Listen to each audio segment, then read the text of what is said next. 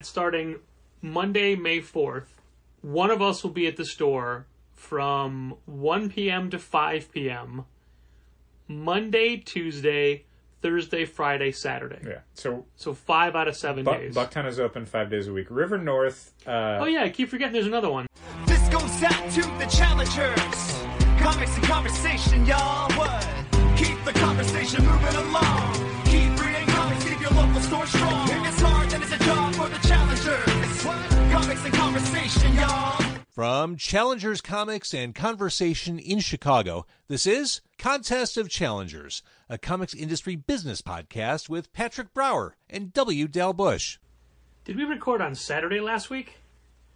I think we did. I think it was Saturday, yeah. I think we've been bouncing between Saturdays and Thursdays. Yeah. There's a range of about 3 days where, like, somewhere in there we'll have time to record. Well, now whenever we have time on a Thursday, it's like, we need to wait. What happened when something happens tomorrow? Who knows what dumb thing's going to get announced? Right? And this is the week that no dumb things really got announced as far as the comics industry That's true. goes. So as a result, I'm going to start this episode with a bit of a request for listeners. Yes, we're requesting listeners. Thank you. And I'm going If you wouldn't mind listening, that'd be great. Unfortunately, Patrick, probably make you have to wade through this, but I'm really curious about it. I was on the Toku Nation boards, and I was asking people how they deal with their Kamen Rider action figures. The SH Figuarts line, it's a more premium action figure line. They're usually like, in US dollars, they're like $60 to $70. You don't need to look at me when you're telling this part. Well, I'm just setting it up a little bit in case you don't. I don't know if you have any Figuarts. I don't know. I do. I think I do. I don't think you do. What are those up there? Those are the amazing Yamaguchi figures from Mayfex, I think. Okay. But I don't think we carried like the WWE ones. Yeah. And there's been a ton of Marvel Cinematic Universe ones that have been produced. I think like the haven't we had some of their DC ones, like alternate versions of Batman and Wonder Woman stuff? No, those are the Square Enix Play Arts Kai ones. Oh, man, those are like the 8 to 10 inch of. ones. What? Do you remember when we had the long boxed Spider-Man Far From Home or Homecoming or whatever? Yeah. Where it came with like a wall to be on. Yeah. That was a Figuarts figure. But God, they're all the same, really. They kind of are. I mean, the Mayfex and Figuarts ones are really just two competing brands doing sort of similar figures. They're in similar scales and amounts of articulation and paint apps. Does Bandai own any of them? Bandai is Figuarts. Okay. So that's what we're talking about, is Yes. Figuarts. Okay. That is the Liger figure. No, it's Storm Collectibles. But isn't that a Bandai thing? I don't think so. Oh, man. I thought it was exactly like... All right, anyway, go on. But anyway, so the Figuarts figures, I was asking people kind of how they deal with them. Like, for me, with robot toys, I'll have maybe one that I kind of mess around with on, like a table or a desk. But everything else kind of goes on display. But they get messed around with. When they're brand new, I transform them or I pose them or whatever. So I feel like I'm getting some value out of it before they go on display. But with the Figuarts figures, I'm the exact opposite. As soon as I open them, I put them in a pose, and that's it. They're little statues. They stay up in their pose forever. I don't use the accessories. I don't. Where do you put the around. accessories, or is that the point of this question, really? No, it's not. But I will keep them aside in the box if there's a bunch of them. Like, I unfortunately have to keep the boxes for my Figuarts because they come with so many goddamn hands and other things to Which put in is them. the thing I've been complaining about for years. You can verify that. I don't love it. It's true. I mean, if you're going to give me all these extra things, have an accessory that keeps them all, like a backpack or a satchel. But my question for people on the boards, and I guess it's going to be the question that's on this episode, is for people who have action figures, so for people listening to this, mostly it's going to be like Marvel Legends, that kind of thing.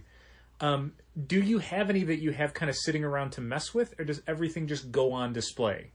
Like, I think for you and I, it's kind of half and half, where we'll have stuff that, like, you'll have figures on your computer desk, but then things will kind of get put away or posed or whatever. And on the Toku Nation boards, it's interesting because I got chided one time for saying that I bought the Figuarts specifically to have them as little statues of like series I finished. Okay. Like when I finish a Kamen Rider series, I will buy that Kamen Rider if I can find them and afford them as a Figuart to kind of put up to go, hey, this is one that I watched all of. I don't just buy figures to buy them. I buy them because they're an accomplishment, a little trophy. And someone was like, why don't you just get statues if you're not going to like pose them around? Like, first of all, I can do what I want with them. And second of all, like, the statues are really expensive and you can't get them for every character. But I wonder if how people are, when they get like Marvel Legends and stuff, do they kind of have them accessible for a while to kind of just pick up and do little poses with or whatever, have them handy? Or do they just get them and they immediately like go on a shelf and it's like, there, I don't know. Go ahead, name a Kamen Rider. Union Jack. I was trying to think of a Marvel Legends figure that came out recently. Do they just go like, I have Union Jack. Union Jack stays up there forever now. I just need to know that I have him and be able to see him there. I don't need to pose him or play with him. Like, that's what I'm curious about. So, Patrick, if you can deal with the people who are going to respond to this episode on, I don't know, whatever social channels and stuff that they respond on. Oh, that's easy. No one will respond. Okay, then perfect. I will respond, though. When I get figures, first of all, they don't get opened right away like yours. They go. I'm working through my backlog, though. I got to tell you. Well, you have the time great. now. I do. They go on a shelf, and when they eventually get opened, as you said, they stay on my computer desk so I can play with them for a while. Mm-hmm. From there, they go to a diamond box that is next to my computer. From there, again, they're just thrown in there however you want. Recently I was looking for that little Jericho figure, so I could repaint him and make him more look like Le Champion, which I painted on his base. Nice. To put over by the TV because he'll always be Le Champion. That's right. He doesn't need a belt for that. No. So I stood them all up in the box, so they're not just laying on top of each other. Sure. From there, I was using Beanie Baby containers. Mm-hmm. Yeah. And you could fit like 3 to 5 6-inch figures. Yeah, in per box. But now our distributor's out of those. Mm-hmm. That's why I just have this box full of extra figures. From there, I get tired of them and they go back to the store to be sold as open and loose figures. Sure.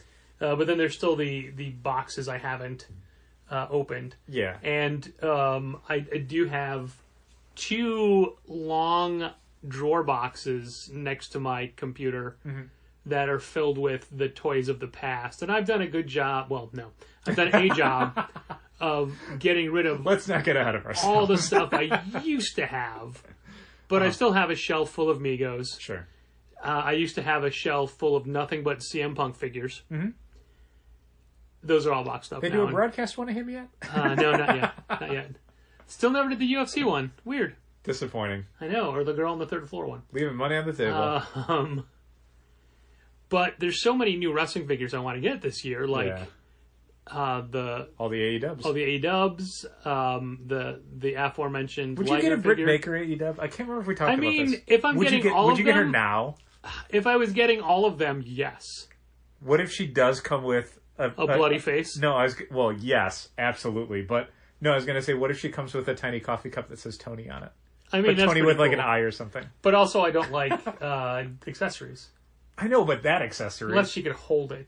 That's like Hangman's got to come with like a flagon of beer or whatever. Yeah, big old flagon. A flagon. You need some. It comes in a boot. It's just a boot full of beer. It's got to be a fans. But no, he won't do that anymore. That's not safe. It's true. He can't. That's why he needs to have his own.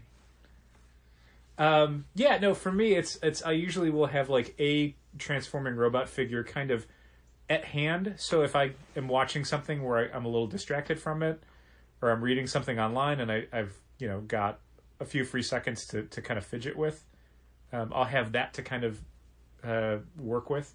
But then I'll have display stuff in displays and a smaller display stuff of rotating like newer figures. And then figures rotate out of the newer display into bins in my closet. They all get put in plastic bags with their instructions, with their accessories, with everything else. So they suffocate, fine. So they suffocate, but they're robots and they live on a planet with no atmosphere, so they're probably used to it. But that way I can, if I want to, go back and kind of find old figures. Has it been established that there's no atmosphere on their planet? On Cybertron? Yeah. I don't think there... well, it depends on the continuity. So humans can't go there. Transformers Prime, it was established that they do not have an atmosphere. So when Jack went there, he had to wear his spacesuit the entire time. Okay. I don't know about other continuities. That's fine. I have this issue with action figures where I will buy a series or buy things I like and never open them. And then a few years later be like, why do I have these? literally above my head as we're recording in the multi-million-dollar recording studio that is constantly being sanitized for our protection. A few years ago, Yeah, it's weird that we move the jacuzzi jets into the recording studio and have them all misting us constantly with a mix of hand sanitizer and bleach and ultraviolet light. yeah, all those are the best things. It's amazing. It's not killing any antibodies Anyway. and giving us cancer at But all. I'm sorry. But above your head, Marvel did a series of, what are those, 12-inch? 12-inch. 12-inch Marvel Legends. There were, I have 10 of them. And that includes the convention-exclusive Daredevil and the convention-exclusive Hulk, as well as there's 2 Spider-Mans and 2 Deadpools, Okay. different costumes. Sure. And I've never opened any of them. No. And I still have, in where I live, I have the previous 12-inch Marvel Legends Captain America, and at one point I had the variant of that where he was wearing his mask around his neck. And It was just a Steve Rogers face. Neat. It wasn't a separate head you pop off. It was a whole different figure. Wow. So I have all of those that I've never opened. Yeah. And I also have 8 multi-packs of figures, like the Into the Spider-Verse set, or the Dark Phoenix set, or The 6-inch Marvel Legends action yeah, figures. or like the first appearance Hulk and Wolverine, because they look cool. Yeah. But I never ever open them. But And then- I think you can be someone who enjoys your purchases even if you don't open them. Yeah, you can. Like all my pops. Yeah, like I take the most, I don't know, a lot of the stuff that I have on display, like it's all out of the packages, but there's a few of the Gwenpool pops that I've gotten that I just never opened, but they're fine. I can see them, I'm okay with that. But I just feel like it's almost a waste sometimes, and I vacillate between, I should just bring those back into the store. People might want those. Sure. You have been able to get those for years. Maybe there's interest in these. Maybe, but also maybe not. And then there's something to be said for, again, if you own it and you're getting enjoyment out of it, it kind of doesn't matter how you're getting that enjoyment. There's a thing that will happen sometimes on the Transformers collectors boards where people will talk about buying high-end, well-engineered transforming robot collectibles and being like, oh, I'm never going to transform that.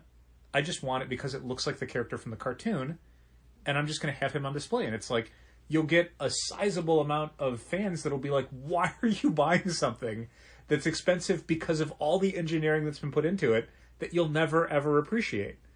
But again, that's just how someone wants to enjoy their purchase. They're fine with that. And that goes back to people who buy comics because they've heard it might be worth something, or... I think that's maybe a different thing. Well, but I mean, the general underlying theme is if they're buying it to have it because it might be a movie or whatever, not looking to immediately flip it, yeah, I it's think... not our place to tell you how to enjoy the books you buy, even though it drives me crazy. Sure.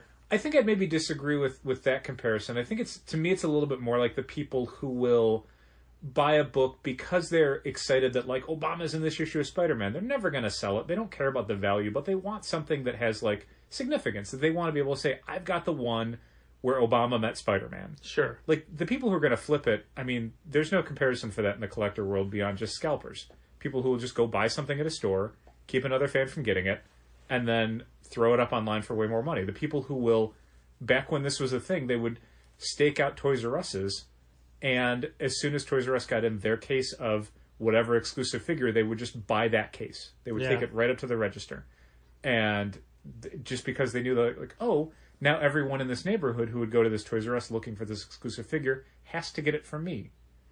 Or another collector like me, or not collector, another scumbag like me that's selling them at an increase. And so, yeah, I mean, I think that's a different thing. I don't think the people who are speculating on comics and immediately flipping them are anything like people who are just enjoying a comic in a different way, because they're not enjoying it. They're enjoying the money they make. Right, the comic is but, irrelevant. But my point was the people that want it because, oh, it might be a TV show.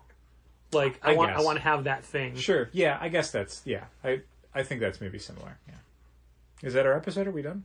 I mean, the comics industry didn't really give us anything this week. It seems like, again, there's no word on this, but it seems like May 20th is probably going to be. Yeah, that's the indication. DC put out another one of their newsletters to retailers letting them know, yeah, your orders are all basically set to 0. Yeah, so even after they said, like Diamond said last week, it's not, Diamond had to come out this week and say, they are now, because that's what DC wanted us to do. And DC phrased it in we're doing it for your benefit, so you don't accidentally double order or anything, but I don't buy it.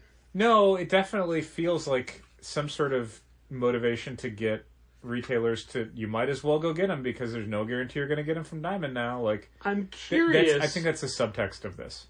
This is pure speculation, as this entire podcast is. I'm curious as to the number of people who have switched to those new distributors. And I know stores that willingly have switched, and I know stores that begrudgingly feel like they have no choice but to do it. And that's even stores in towns that are still shut down. Sure. But anyway, I'm curious as to how many of the stores that are using one of those new distributors who will stay with them once Diamond has those books. I can't imagine why you would. I mean, the economics of it don't seem to make any sense. Even if your discount's the same, you're paying more shipping costs. If you can get your DC stuff from the place you're also getting your Marvel and your Image and your Boom and your Dark Horse and everybody else, why would you keep getting DC a different way? I'm curious as to how far in advance you have to place your orders moving forward. I mean, it feels very week to week. I don't know what everyone had to put in. Yeah, it's a big question. One of the things I don't think we talked about that I really thought was funny about the way that a lot of retailers were responding to the new distribution situation for DC was they'd have these list of grievances and all the things that they disliked about it. And most of them were really valid. Some of them were a little specific to the individual accounts or maybe were overblown. But the one that kind of stuck with me, or the two that stuck with me, was that the constant complaint was, how much the retailers hated that they were feeling like they were forced to do this by DC. And then the other really constant complaint was like, there's not even good books coming out. It's just junk. And it reminded me of that old joke of like, the meal was terrible and the portions were so small. It's like, well, which is it? I mean, do you want them to force you into it because there's a ton of books that you have to get? Or is it a good thing that there's nothing coming out so you can skip it? Like, it was this weird, like, I don't know that both of those things can be a reason to be upset. While I think it's in our best interest to stay and wait for Diamond as we are choosing to do, and again, it looks like it's only going to be 3 weeks or so, but honestly, the size and of the weeks and the output of those weeks was a factor in our decision. Sure. And if the weeks were bigger or had more product, that may have changed our mind. Yeah, I mean, there's a difference between waiting 3 or 4 weeks for Daphne Byrne. No offense to the people who make Daphne Byrne, even though this is constantly being used as an indictment of DC's plan. I feel bad for that creative team. But there's a difference between waiting 3 or 4 weeks for something like Daphne Byrne and waiting 3 or 4 weeks for a new issue of Batman. I mean, those are, or something like, Dark Knight's Death Metal or whatever. Like, if that had been a week 1 book, that would have changed the calculus, I think, for almost every store. Yeah.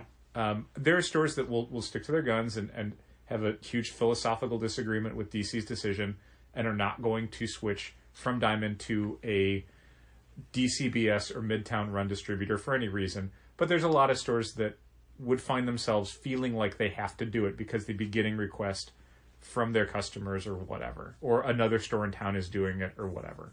I don't think our opinion has changed drastically over the last week about what DC's doing and why they're doing it. One of the things that's a little misleading on DC's part is they have a map on their website. Yeah. And above the map it says DC polled over 2,000 retailers, and then the map has a bunch of stores listed on it.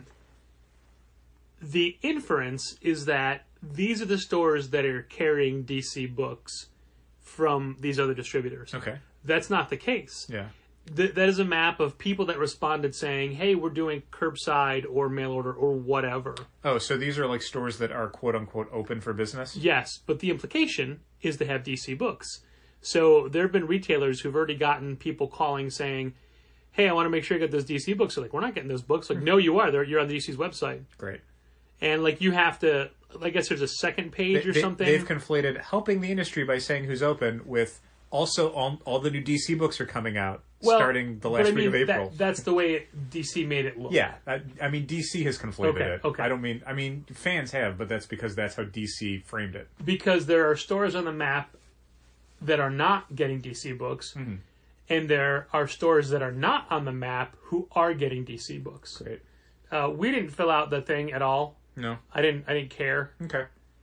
There's a lot of and God love everybody who is doing I feel weird saying that. Kirby love all the people that are stepping up to try to help the stores, all the smaller publishers, smaller creators, people doing whatever they can, and having all these programs. The only thing is, it's a little difficult to keep track of all of them because there are so many programs and so many people that are saying, "Hey, we're doing this too," and it's hard to promote all of them, and it also, I don't know how to say this and make it sound not, what's the word when you like bite the hand that feeds you, or someone does something nice for you, you don't care. Inconsiderate? Yeah, something like that. Like basically, I don't want to constantly be pushing, like, oh, this guy, like, buy something from this publisher and it helps challengers, and buy something from this publisher and blah, blah, blah.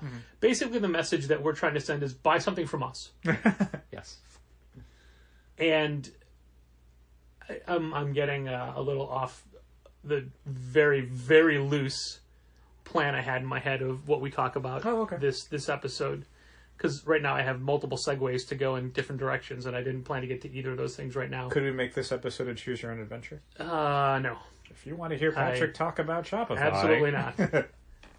Well, I mean, Shopify is one of those because... Yes, of course it is. Because we touched... Since we recorded last Saturday, we talked about the work you were doing. Yeah, it had not gone live Since yet. then, it's gone live, and I think the site is amazing. I read a really interesting piece of information from Yahoo Business, I think is who had posted about it, and all I can think Wasn't he the guy that did that Young Einstein movie? All I can think is Yahoo's still a thing, huh?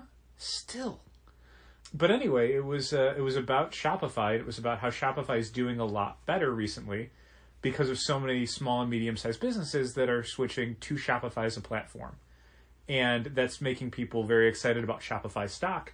But this analyst in particular was like, well, like, on the one hand, Shopify is a good company to invest in right now because of all these other companies that are pivoting to some form of online sales to keep their business afloat. So sure, absolutely. However, they're not doing that because they've got bold business plans. They're doing it as a form of triage. It's a stopgap. They're doing it because they can't make money any other way. And frankly, the amount of money they're going to make online is probably not going to be enough to keep them in business. So a lot of these small and medium-sized businesses who are switching to Shopify might not be here in 6 months. And that's going to be real bad for Shopify. Yeah. So that was a thing of like, maybe like find some middle ground between like, they've got all these new customers but if those customers don't exist in 6 months, that's going to change their financials. So I thought that was an interesting bit of analysis that I hadn't considered before. I thought you had considered it, though, because, I mean, not about their stock or their company longevity, but no, I mean, not in, our in the longevity sense of, as a user of that platform. Yeah, I mean, I hadn't thought about it in regards to Shopify because, you know, a lot of people are switching to online platforms, so online platforms that exist are going to be making more money, but I guess I hadn't connected that in my brain with, oh, but we're making a quarter as much money as we used to, and that can't be sustainable long term. Like, that's not... Right. That's okay for a month or two in the midst of a pandemic, but it's not going to be good for 6 to 12 months. That's going to be real bad. And you can only cut costs so much as a business before you just have enough institutional costs that if you're not making above that number, you're done.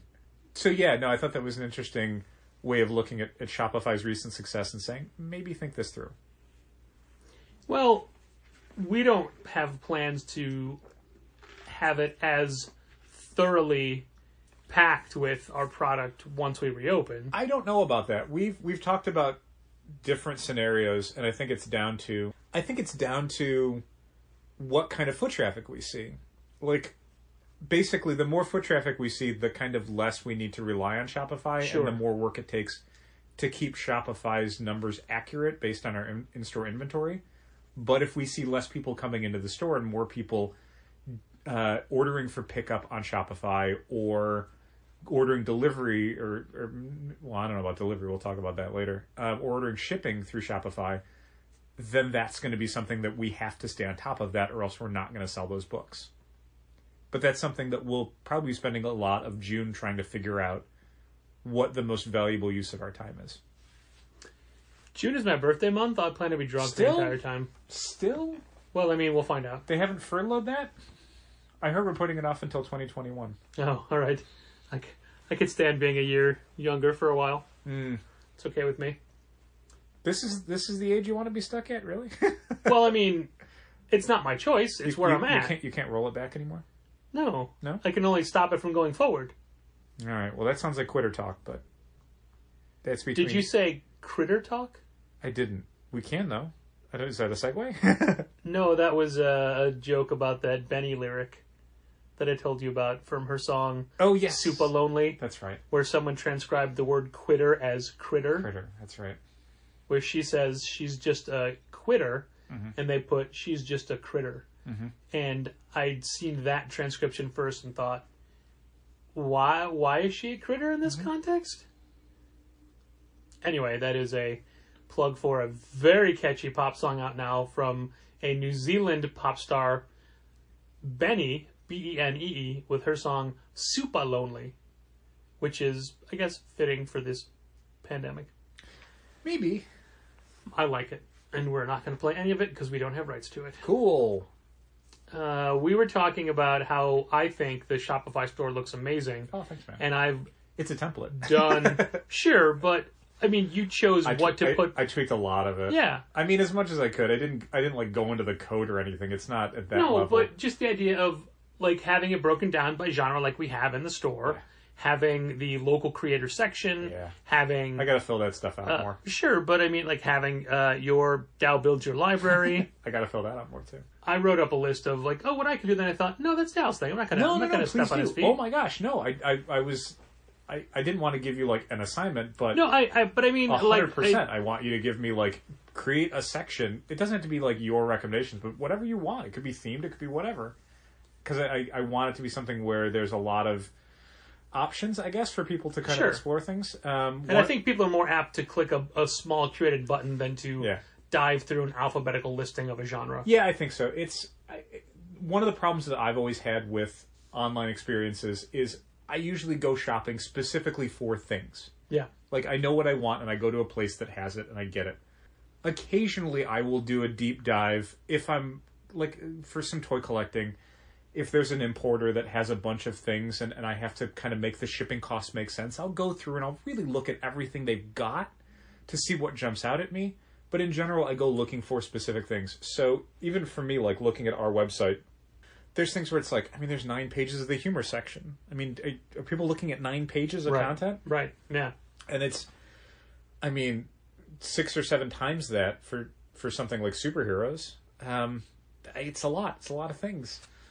Yeah, I think trying to figure out how best to surface things for people in a way that Now we're not sponsored by Microsoft. You can't say that.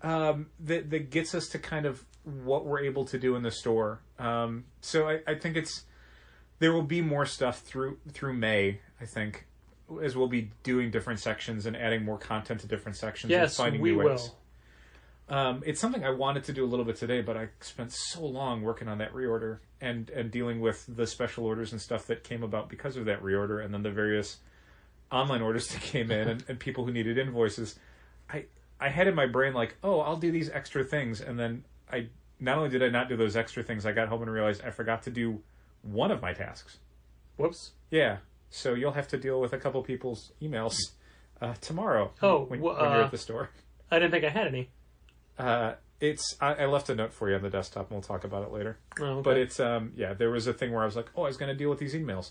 Totally forgot. Left it in my inbox. Just I wouldn't say I didn't have time, but I did not have the extra time that would have allowed me to go looking for them. Well, I guess we'll segue into the May hours since the Chicago stay-at-home has changed. Has it? Well, for one, it's the stay-at-home order is through the end of May for the city of Chicago.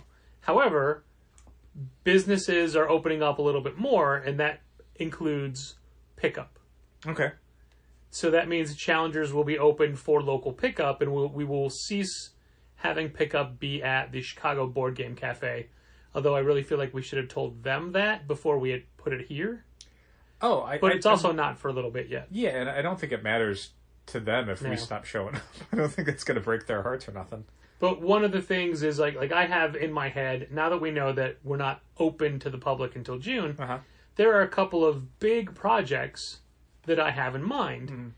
And the idea of, oh, well, now that one of us is going to have to be at the store most days, what you just said is what I'm afraid of. Like, all right, I can do this project. No, you can't, because you'll get stopped by doing all of these more like immediate things. Well, I mean, yes and no. There's going to be immediate things, and we'll have like store hours that we'll talk about in a minute. But there's nothing saying you can't be there earlier or later. Oh, my desire. Okay, I guess beyond your desire to do that. So I mean, it's a thing where if while one of us has to be there, that doesn't mean we both can't be there. Yeah. So if there's a project where you're like, I really want to be doing this construction thing today, it'll be like, great, I'll be there to help out, but I'll also be doing Shopify orders and, dealing with a reorder or answering emails or whatever. So like, I will be your assistant for that while I'm doing other store stuff. Sure. So there's a way that can work, I think. I've just learned over the years is to never fully expect things to go the way you plan it. Never fully or never at all? No, never fully. Okay. I mean, things have gotten done. We have stores. We've gotten that done. True. But I mean, historically, when I say this project should take 2 hours, sure, that is always correct. It should take 2 hours. Usually takes a lot more. Yeah. But it should have just taken the amount of time. Yeah, but I mean, that's kind of the good news. I remember telling you that about the Shopify store where I'm like, I think it's going to take me this long. And that's actually about how long it took me to get it up and running and going live. But I also said, like, if I run into a problem or if it takes longer, there's no deadline on this. Yeah. It goes up when it goes up. Like, I don't want to stress about it. I don't want to be like, I've got to work night and day on this. I ended up working night and day on it because I wanted to and I liked the process. And I felt like there was progress being made. But I didn't have to. No one was making me. It's pretty great to look at the Square invoice numbers and the Shopify order numbers and be able to say, oh, well, this is how many Shopify orders we've had total. And Square invoices, we had, I don't know, what, maybe 10 before this or more? I'm sorry? How many Square invoices do you think we'd sent out? Before the coronavirus? Yeah. Oh, yeah. I mean, next to nothing. It was usually for people that, like, had moved away or whatever and needed their books, and we had to give them a number so they could pay online. And then all of a sudden it's like, oh, it went up 80,000% or whatever. It's an insane number. Yep. Yeah. It's so weird to know that every single... Oh, that's not true. Now that you put single issue comics on the Shopify store, I was going to say every single transaction is a taxable one. So the government's making, or the local government is making a lot more money off of us lately. I have not finished unflagging all of that, so thank you for reminding me. Sure. There's a bunch of comics that are more still flagged to as do. Text. I like that even on days this week where, well, that's just it, like days where, oh, don't worry, Dal, I'll be at the store. You're still home working on stuff. I got things I can work on. Yeah, I mean, one of the things I wanted to do now that we have comics up on the site is like, oh, I could do a top bar for the Shopify page that's like this week's new products. Sure. I kind of did a version of that for graphic novels, but it's just recent releases. So maybe people who hadn't been to the store in a couple months wouldn't have known really what came out in March. Trying to think of what the last month the books came out was. It was March. So people could kind of see the stuff that came out in March and be like, oh, maybe I want to get that new volume of that book, or I want to try that graphic novel. But that was because all we had at the time were graphic novels, but I could do a thing for like March 25th. Right. Everything that came out March 25th. No one's been in the store to see. Yeah. I want to do that. I'll have to do that soon. I'll have to do that before the end of May. There you go. Yep. So, starting in May... Hey, a Shopify order just came in. And I assume people realize that this change in the stay-at-home order and local pickup is not immediate. It doesn't mean starting now. And also, I think that for Challenger specifically, when we adjust our hours and put these into place, we should start May 4th. Okay. That's the Monday, Okay. the first Monday of May, Good deal. rather than do the Friday, Saturday, Sunday. Yeah, especially because, I mean, it's not just the hours, but, like, the hours are not a set, here's everything for the week. Like, there's different days have different hours. Yeah. Do you want to talk about what the hours are going to be? Yeah, they're almost set out. Different. Yeah. So my plan was that starting Monday, May 4th, one of us will be at the store from 1 p.m. to 5 p.m. Monday, Tuesday, Thursday, Friday, Saturday. Yeah. So 5 out of 7 days. Bucktown is open 5 days a week. River North. Oh yeah, I keep forgetting there's another one. There's a second store. Yeah. Unfortunately, because of short version is this: River North is not going to be open until it can be open for walk-in traffic. Yeah. The reasons for that are several. First of all, that's a store that has not really had much in the way of any online sales related to it. What online sales there have been are things that we can fill out of Bucktown. They're things that are being shipped out. Even some of the people from that store have been doing local pickup in Bucktown. So we can still serve those customers. The main problem is that store does not have enough customers to make that viable to be there for any length of time. If we were just sitting there for 5 hours, we would literally just be sitting there for 5 hours. There would not be sales to produce out of that store. There's not the foot traffic for that to happen. So basically, until that store can be open for people to just walk in and find it, it's not worth being open. So it is just going to be the Bucktown location that's open for sales. If you're ordering stuff through the Shopify store or shooting us emails about stuff, it's all being filled out of Bucktown. That's where pickups are going to be. That's where deliveries are going out from. That's where shipping is going out from. Until walk-in traffic is allowed in non-essential businesses in Chicago. As it has been all of April. I mean, the fulfillment part of it. Yes. Yeah, not the walk-in traffic part. That definitely has not been. No. So yeah, Bucktown's going to be having Patrick or I or both of us there Monday, Tuesday, Thursday, Friday, Saturday. We're going to be closed on Sunday. We need a day off. And Wednesday we're going to be closed because we are going to be, for at least the month of May, trying to do Wednesday deliveries still. Don't say for at least the month of May. Deliveries stop immediately when the store reopens. Well, I mean... in your scenario, just in case the stay-at-home extends. No, because I think we might have a situation where we maybe talk to some of the folks that did bike delivery for us and say, hey, I don't know what your employment is like. Do you want to still do Wednesdays? Because, and it's the same thing with keeping the Shopify store at the same level we have it at when no one's coming in, is we don't know how many people are going to start coming back in. And we might have a situation where people are like, I know that new books are out. I'm not coming into any stores. I'm not saying we're doing this. Right. I'm saying this is a thing where we might need to consider checking on the viability of keeping that program going. All right. I will allow that. I will allow Thank you. that we talk about it later, but my plan is for it to not coexist. I mean, the you and I driving around part, Yeah, definitely not. I think that stops as soon as there's new books. That's just... It stops as soon as there's traffic. Yeah. Well, I mean, I shouldn't say it stops as soon as there's new books. It's that more we're open to the public. It's more difficult to do it when there's new books, but yeah, once we have to be open or can be open to walk-in traffic, we have to be at both stores, and that means that we can't be out driving around. In this new world order, it is conceivable that 2 weeks worth of books come out before we were allowed to be open to the public. And we had 1 week of those previously, and that is a ton of work. Yeah. I don't think we did it the best way. No. I think that moving forward, we will immediately do everything, like sort and pull club, and then Yeah. Yep. do the rest of it. It was our first week doing it. We overestimated and underestimated things. We made bad estimates. Yeah. Like we talked about before.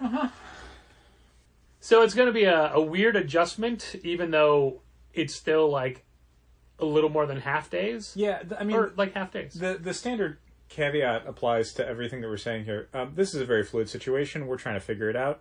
This is our plan for May, and Patrick and I have already talked about the fact that the hours that we're talking about here might only last for a few weeks before something else changes. By all means, check us out online once May 4th happens, and we will try and have posted hours on our website and keep you up to date as far as what stores open when on which days. And I want to reiterate that during that time, you are not allowed in the store. You, listener, are not allowed in the store. I thought I wasn't, and I thought, man, I'm getting a whole month off. Yeah, right? Crazy. You, customer, are not allowed in the store. You can come to the store and pick up your already paid for merchandise. Yeah. You can't browse. Yeah. You can't pay. I mean, you can look through the windows. Well, if you look through the window and you're like, I want that book, and then yeah, but you're able to describe that book. Can you hold that up? Can you turn the pages? Yeah, that's the limit, though. I mean, I'm not. It's harder for me to be able to like let me pitch you a book through a window. Like right. I there's things I want to help people with, and I want to be able to give them an experience that we've always strived for. But I mean, I'm a human being, and I got a limit to my patience. I'm not even thrilled with the idea of like just opening a door and handing it out. I want to do open the door, have a table set up outside if it's not raining, put the books there, close the door, then you approach and pick it up. Yeah, I think we'll have to we'll workshop something in the next couple weeks, and we'll try and figure out what makes the most sense. We've got a week. Yeah, but then we got a week of doing it wrong. True. So I count that as part of our 2 weeks of workshopping. Or 12 years. Take your pick. Have you heard the theory that when the store gets to reopen, when any store gets to reopen, it's basically a second chance for a first impression? It's your new day one. Okay. It's like you're reintroducing your store to people who are subconsciously terrified of the recurrence of a pandemic. I don't think people are as concerned about that as you are. Look, I think most people are going to be coming back as if nothing happened. So let me be clear on this. I feel like there are people who are way more concerned about this than I am. I think on the spectrum of not concerned to very concerned, I'm way closer to not concerned. I'm talking about our regular customers. As a control group, nobody knows. I think like 70% of them will come back like nothing happened. Okay. I don't know if I'm cool with that. Sure. I mean, to me, between the fact that the pandemic is not over with, and B, the fact that people went weeks to months of not getting paid, I think we're going to see a definite larger than 30% reduction in traffic. How many people do you see outside practicing social distancing and wearing masks? And I'm not saying this because like everyone is doing best practices and stuff. I'm saying because people all got laid off, and it's not like there's not going to be an upswing of coronavirus cases once everything reopens. Like that's a lot of the speculation on what's going to happen to the economy has shifted to the idea of a W-shaped economy, where there's a drop because of the lockdown. It goes back up because stores reopen, and then it drops back down when stores have to close again because, oh my God, like people stopped taking care of themselves and stopped practicing what they were supposed to. And now but then it goes back up once there's a vaccine or herd immunity or whatever. So wait. So the second drop, I was thinking that in your scenario is more immediate than winter. I mean, that's the thing. Like, it could be, a long... Like July, August, where we realize, we didn't flatten this curve at all. We just kind of rounded it. Kind of. Like, there's that thing of, like, there's about 6 months in there where it's like, things could maybe... Like, the overall concern with reopening the economy is if you do it too soon, you're just going to have to shut it back down again, and that's going to be problematic to have to constantly start and stop an economy. It's better to just let the stop be longer, even if that's painful, so that when you restart it, it can stay going instead of having to be shut down again. So a lot of my concern is this is not, okay, well, that was the end of the shutdown. I think it's going to be the end of a shutdown. Sure. And Yeah. then there will be another one. So a lot of what I'm thinking about is the things that we're doing now are not necessarily things that we can just be like, well, that was it. We're done. Everything's back to Sure. normal. Like things like I delivery. give you that. I think we might need to investigate a way to keep that going within reason. Like, again, this is a thing where if we can't make it work, we're not going to do it. It's just a service we won't be able to offer anymore. It was kind of amazing that we were able to do it in the first place. I think that was neat. But it's not a thing that we're necessarily equipped to do long term. It might have to be a thing where, like, we will have to do more pickup. We will have to do more shipping. Like, that may just be what we have to do. Right before we started recording, I had Sandwich. filled out a form from one of our landlords, Uh-huh. from Bucktown's landlord. Uh-huh. Just checking in. Well, but I mean, did you look at the PDF? No. So there was a whole bunch of paperwork to fill out, which is basically how is this impacting your business? How is it COVID-19 related? How does this change your business plan? What are all of your who else do you owe money to? Where is your money coming from? What are you doing to get money during this? And it was such a generic form for a very specific pandemic. And the first question was, what has affected your business and how is it attributed to COVID-19? And it was almost laughable because my answer is, our business has closed. Because the state of Illinois has mandated businesses be closed because of COVID-19. What do you think is happening to our business? Sure. And obviously, this is a large corporation that has many tenants, so some of their tenants aren't affected by this or whatever. Also, my theory is that they're not concerned and they're not accumulating data. This is something they need to be able to take to a bank and go, this is why we can't give you any money. Sure. Like, this is a business that will either need loans or need grants or need something, and they'll also need proof that they need it. And that means that having documentation like this makes that process a lot simpler for them. Have you applied for any assistance, and if so, which kind? And I just said, all of it. Every state, every federal, every grant, utility companies, payroll company, processing company, you name it, we're doing it. Here's ones that are specific to our industry. Here's ones that, here's one from Verizon. Here's what we did, but I didn't do specific for which SBA ones and whatever. Payroll grants, and then rent grants, Hugh grants, you name it. All of it, yeah. And Hugh Grant was not forthcoming. No, but honestly, when they said, what do you expect to get? I said nothing. Yeah. Because Hugh Grant's not going to give us any money. No, I mean, we did get a nice, polite stammer, which I appreciated. I mean, we didn't get an autographed picture. No. I didn't think the stammer was that polite, to be honest. Oof. Cutting. But, I mean, I'm sure it's like, how do you think it's affecting us? They're like, what concessions do you want? And I did not say popcorn. So I'm like, here's what I want. They're like, how would that help you? It would help both of us. But I have no idea. And then here, the dumbest part was, it was a editable PDF that opened in Microsoft Word. But for each question is like a sentence or two, with only a very small box underneath it. So the more you type, the smaller the text got. So when I sent it back to them, it was microscopic. 2-point font. And then I had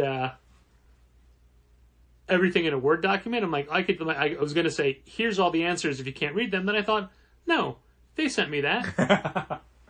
They can blow it up. This was their choice. Yeah. At least it was editable. Sure. Also, so weird that it comes 7 p.m. on a Friday night. Time doesn't mean anything anymore, you know? You're going in to do your paperwork on Saturday. This is a good one.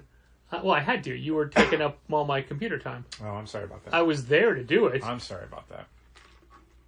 I had emailed our current accountant some questions about some things we're filling out, and I was saying, hey, specifically, we do not have these forms. What can we upload in place of it to make this work? Because some of the loan or grant applications specifically say you need to upload these tax forms. Mm-hmm. We don't have those tax forms because of the way we file. Mm-hmm. I woke up at like 6 o'clock this morning. There was an answer in the middle of the night that had just said, yeah, you don't need to use that loan for payroll. It can be for rent and utilities. So just file with your bank. Okay, but my question was, we can't file because we don't have those forms. Mm-hmm. Our bank's going to still want those what forms. Do we give? Because when I was literally, it's like, okay, upload your forms now. I'm like, I can't get past the screen because I don't have those. My question was, how do we get past that screen? But I didn't say that specifically because I'm sure it's different for different banks and whatever. Sure. It's like, oh, yeah, I know. Everything you just said, I know, which is why we're doing this loan. Yeah. You're just not, like, giving helpful. me the... Yeah. Yeah. You and I have a very unique situation in the way our business is run, but I'm sure that... No, a lot of businesses run badly. A lot of businesses have a unique way they do it, just differently than ours. Mm-hmm. So, yeah, I'm not hopeful for any more government assistance. I think our whole strategy for the entire lockdown has been like, it would be great if some of that money showed up, and in my brain I could already figure out ways to spend it keep our business afloat. However, if they don't, I mean, it's not like we've been sitting on our hands. Like, we've been working this whole time to make sure that something of Challengers can reopen when it's allowed to reopen.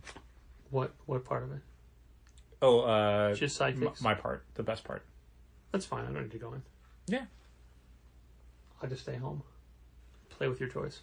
Not my toys. Your statues. Your non-action figure statues. My plastic achievements. Yeah, there you go. Better write that down. That could be a good episode title. There you go. My plastic achievements. Dal's plastic achievements. Dal's plastic achievements. Yes, I did watch Kamen Rider Drive. Let me tell you all about it. I'm sorry, I haven't reached that achievement. No? No. I will feel say... so good when you get there. As far as things you watched that were heart. excellent, I will say Being the Elite episode 200. Pretty excellent. Yeah. I really liked the call out to the Bray Wyatt John Cena WrestleMania match. Yeah. That was neat. That was a good reference. Just a good match though. I mean, it's a good. I'm not big on like Falls Count Anywhere hardcore style matches, but this was really just backyard wrestling. Yeah, it wasn't. It was cool. It wasn't hardcore. Like they weren't. Well, it ended kind of hardcore. Sure, yeah, fine. But I mean, they weren't using a ton of chairs or bats. People and got things. put through tables. Eh. No, it certainly wasn't like people smashing light bulbs against each other or hitting each other with gym equipment. Beyond a certain point. Most of it was just wrestling moves and stuff, but it was wrestling moves done on like patios and on concrete yards and ground, on tennis courts, running across fences. Yeah, I mean it was just fun. It had that kind of fun younger person backyard wrestling feel to it, where it's just goofing around. I enjoyed it. Super fun. It was. Keep checking to see if there's any release date to when this figure's going to come out. And I don't think anyone knows anything right now. Yeah, right. Everything's being rearranged. Like Hasbro and Funko had huge drops to their stock because of how tied in they are to pop culture stuff, and that's all moving around. Just today, Sony rescheduled Into the Spider-Verse 2 and the third live-action Spider-Man movie. Really?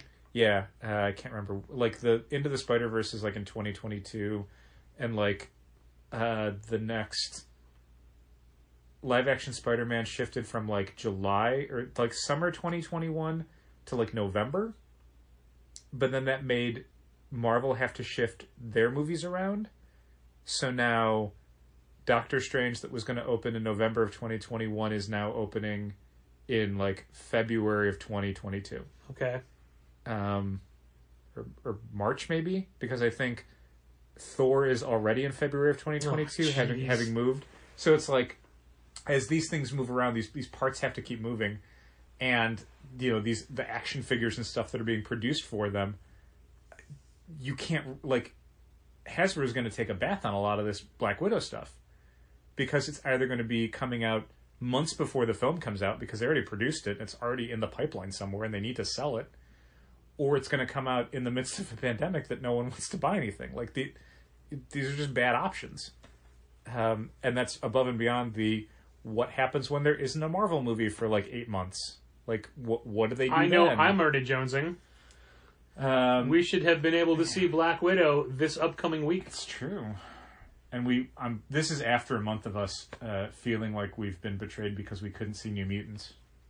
Yeah, that was weeks ago. I realized that X-Men Dark Phoenix is on Hulu, and I never watched that movie, and I might in the next few weeks. That might be a thing that I decide to do. It's possible. I've gone this long though. But it's sitting right there. I have a Hulu account. Maybe you'll get to see it as soon as you watch Green Lantern. I watched Green Lantern at some point. Oh, I never did. Oh, it was terrible. Never saw it. It doesn't get any better. Never saw the second Ghost Rider. The opening sequence. Barely saw the Zack Snyder Superman. Whatever that one's called.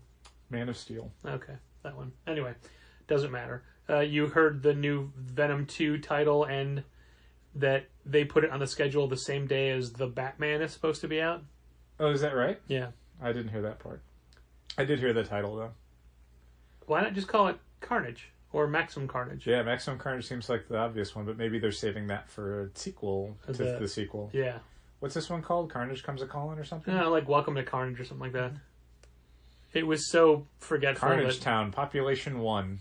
Population It's weird. U. It's a very long title. It's got 2 colons in it because it's Venom : Welcome to Carnage Town, Population : 1. You know. Yeah. Like that's rough. And the second one is spelled out, the word colon. Like, I don't even understand that. Mm-hmm. You'll find out when you watch the movie. I guess. Well, there's really not a whole lot else to talk about. We talked about our upcoming hour plans for May. Mm-hmm. It's going to feel weird. Like, all this time in April when we've been at the store, I've just been in jeans. Yeah. And you have for the most part, except for delivery days. Yep, I dress up for Wednesdays. But now it's going to have to be back to normal attire because you'll be interacting with people, albeit through doors and windows. Yeah, which honestly is fine because my wardrobe, I have a lot more work clothes than I have non-work clothes. So this last month has been really weird because I don't have a lot of like casual clothes because I'm usually working anywhere between 4 and 6 days a week. Yeah. When I'm working 0 days a week, I don't have enough clothes for that. I'm going to have a weird question for the listening audience. How many times would you wear a pair of jeans before you wash them, if you wash them at all? You know how they say you can just put them in the freezer? Sure. I don't do that. You definitely don't do that. No. How many times do you wear jeans before you wash them? So it's... I'm sorry, dry clean them. I don't dry clean my jeans. I throw them away after wearing them. One time. Yeah. I just get new jeans. No. So easy for you to buy off the rack as well. Sure. A week. I'll wear jeans for a week before I wash them. I thought it was like twice. No. It's different. So usually it would be because I would only be wearing jeans like after work or something. So it'd only be for like a few hours a night, like casually at home. So something like that, like if I'm only wearing them like 3 or 4 hours a day,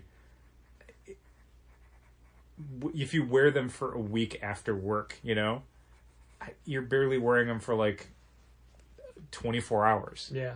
It doesn't seem that bad. Now that I'm wearing jeans every day, a few days maybe before I switch to a different pair. But it's, I don't know, I guess I don't think of jeans as something like a shirt, you know, a day. It's on your body, you know, and then it's got to be washed. Jeans, it's on your body, but it just feels like, I don't know, it's jeans. Yeah, but there's no germs in the lower half of your body. Your shirts are over other shirts. Even my undershirts. Like that's... I have an undershirt. No, that's what I'm saying. So your exterior shirt can go longer. That an exterior shirt I will wear twice. Okay. An undershirt it's like underwear. You wear it once and it gets washed. And I hope sorry, that's what? I hope that's how people do it. I don't know. It's weird if that's how I've always. So wait, so you'll wear your T-shirt once, Yes. then turn it inside out and wear it another day. Incorrect. Yeah, Well, that's far off topic. I don't know. That's- Jeans, I guess I just don't think about it. I mean, because of the fact that, like, even washing them doesn't really do anything. Like, you could just put them in the freezer. It has this thing of, like, so can I just wear jeans continuously? Like, do I Yeah. need... Yeah, so I guess that's the one article of clothing where I'm like, I can wear that a bunch of times without feeling like it's gross. Let's try to pull this back into comics. Aside from Captain Hammer Speaking of Jean Loring... and Grant Morrison's run on Action Comics, Uh-huh. are there any other superheroes that just wear jeans? That just wear jeans. I mean, technically the Hulk Um... or Savage Dragon. But those are like, he used to wear police pants. Yeah, I mean, I don't know if the Hulk wears jeans. He doesn't, he just wears slacks. Yeah, they're slacks. Casey Jones? Okay. Casey Jones? My point is, Probably wear jeans. jeans are very comfortable and adaptable and go with almost everything. And there's even plenty of wrestlers who just wrestle in jeans. True. We were told by Orange Cassidy that he wears a denim tuxedo. Or he owns a denim He owns a tuxedo. denim tuxedo, yeah. And that wasn't like a thing we heard on an interview. He told us. He told us. Personally. Yes. Me more than Patrick, but we were both there for it. True. And it's because he was impressed with how well we were It's dressed. true, he was. As well he should be. Future AEW heavyweight champion, Orange Cassidy. You heard it here first. You did. So we've been putting up Instagram videos that go to Twitter and Facebook. Minute long at most. Hopefully fun distractions. Hopefully. We've done 4 so far. And while it wasn't a planned thing, now it's like, oh, I think we're on a path of every Wednesday and Friday. Is that right? That's our release schedule? So, because that's what it's been the last 2 weeks. Okay. So looking ahead, that means we need 10 more Oof. before we reopen. Don't say it like that. I'm just saying, I don't like that. start processing ideas. No. I mean, we have ideas for 3 more, maybe 4, maybe 2. Let's see. I don't want to overpromise. Right, and you never want this to be a commitment. It was a Nope. thing we were doing for fun. Definitely don't. Yeah. Was that a dog outside, or was that your body? That was a squirrel that was somewhere in my lower intestine. Weird. That is a great place to end. Thanks for listening. Keep reading comics. This has been Contest of Challengers. Thanks for listening. Keep reading comics. Challengers is located at 1845 Northwestern Avenue in the Bucktown neighborhood of Chicago. 773-278-0155. And in the River North neighborhood of Chicago at 750 North Franklin Street, number 103, 312-285-2252. Keep up to date with new releases and events at challengerscomics.com. Like Challengers Comics on Facebook, follow @Challengers on Twitter, and help fund this podcast at patreon.com/challengers.